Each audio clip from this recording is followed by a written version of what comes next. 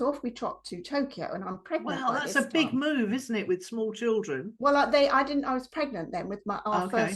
our first daughter, with Chloe.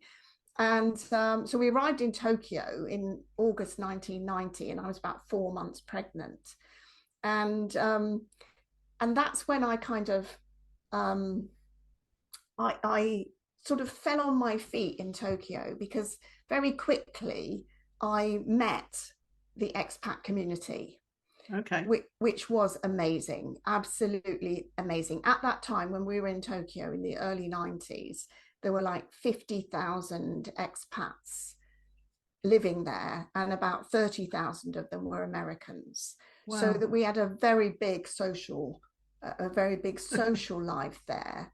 And what we used to do, and there were all sorts of like Japanese craft workshops and courses you could take, and things you could do. There was so much going on, and the entrepreneurial thing was really born, well, rekindled then, because what we were doing in Tokyo, we were all into something, and we were Yeah. holding like house sales where there'd be Joanne selling her jewellery that she'd made, and there'd be Mary from Australia selling her soaps that she'd made, and there'd be my friend Janice and I.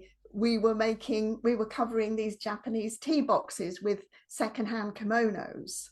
I mean, Oh, wow. it Okay. was because we'd learned to do that in Yeah. Japan, from somebody else, and so everybody was selling things to each other, and of course we all had loads of money because we were living that sort of expat life. It was amazing. We had maids, we had cleaners. It was just, it was. Is that because the salaries were so high in proportion to the cost of living in these countries? Well, it was because the salaries were so high, and also everything was paid for.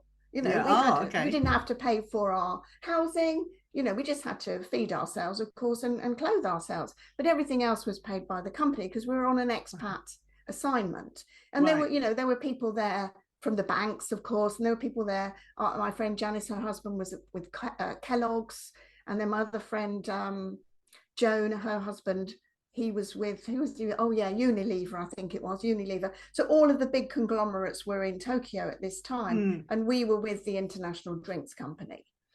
So and that lasted 4 years.